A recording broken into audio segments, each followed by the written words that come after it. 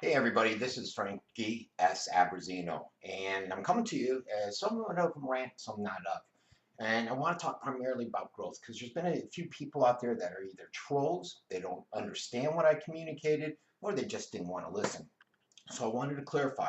Now, when I decided to run for mayor, I did it because I wanted to get a message out. To be quite honest with you, I don't expect to win. What I do expect, though, is to be able to communicate what concerns many of the residents in this area, but have been ignored too many times. Mayor Hollick and Councilman Daniels, and I'll focus on them because they're up for re-election, have gone in the opposite direction that the residents wanted to go into. The majority of the residents wanted to go in. About this, when I talk growth, I talk about smart, control growth. I know we got to grow. Everybody's got to grow, but it's got to be controlled growth. All right. And what I wanted to bring up, a good example, and I'm going to put this all out to Sarasota County because this impacts everybody. You look at the promenade. Right now, the FDOT says, hey, you got a traffic cluster, congested area there. You do this, it's really going to cause even more issues. You come down here, you look at putting a luxury hotel up at the north end of the Circus Bridge. It's already clustered there. It's already congested there. What's going to happen? And what we've done too many times is we go out, this city council and many other throughout the county commission, they'll go out and they'll build growth, get rid of impact fees, but they won't work on the infrastructure. And here's the concerns when you talk about infrastructure. And I wonder what FDOT thinks about a luxury hotel there. But think about this, folks. What many of you may not realize is we have this 2050 plan. It's out there. They got these policies that are overlaid on top of a comprehensive plan that everybody's pushing to change and focus more on growth. Well, many of us are saying, no, let's keep the 2050 plan. And it's basically the framework that enhances the livability of the county and by preserving its natural, its cultural, physical, and other resources that are there. This was scratched. And what it's doing is it's impacting us, and here's how. I'm going to look at the growth with Neil Holmes out at the Border Road a couple years ago. Yeah, I was involved with that. I went to a few of the meetings and everything.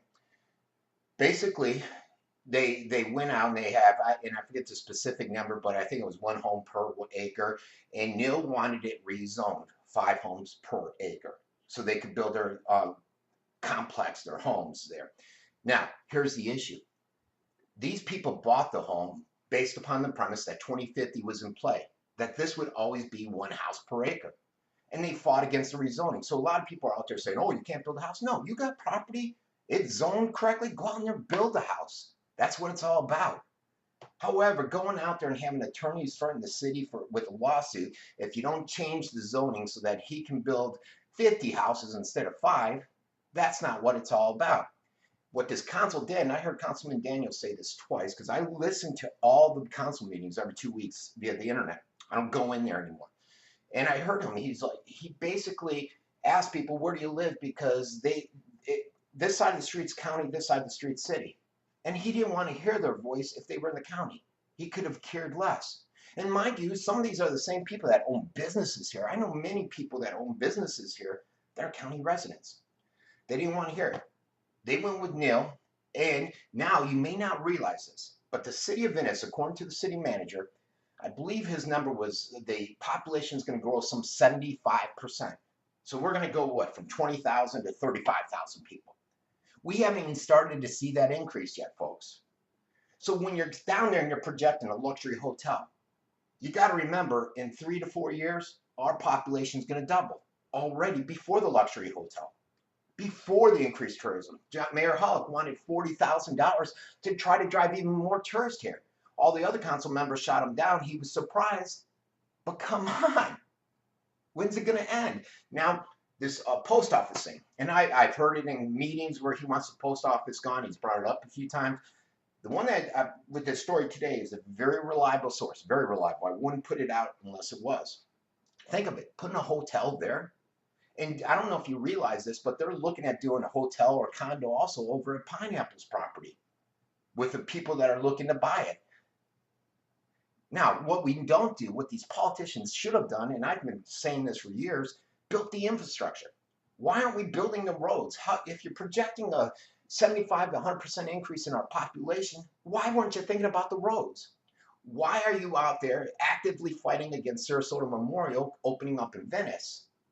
It'd be great if Bayfront was going to grow and expand their services and get better quality care, but that's not happening.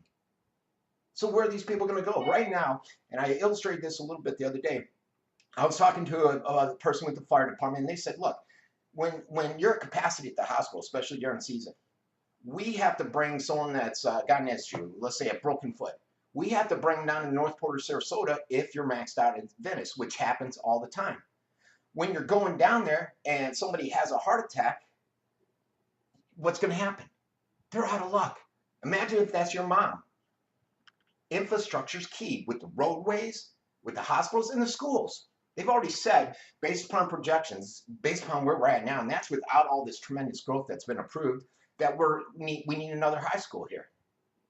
And they're trying to come up with the funding for it. That's here in Venice, and I believe in Northport too. And there's one up in Sarasota, I believe they're calling for 3 new high schools. And that's what I'm saying, folks. It's not no growth. It's controlled growth, sustainable growth, smart growth. That's what we need. And that's what this election's all about. We can, if I, by some luck of the draw, I get elected, you're sending a message that we're tired of this growth. Even if I'm not elected, which I'm forecasting, we're sending a message to John, stop this growth. You're forcing him to go out and address some of my concerns on the platform I have. You're forcing him to recognize that the majority of the people don't want what the minority have been getting. And that's the word for today. And that's what I mean with growth. So come on, everybody knows there's got to be growth. Let's not be trolls. Let's listen effectively. Let's debate this intelligently. This has been Frankie with another Road Rant. Remember me for mayor when November comes around. Everybody have a great day.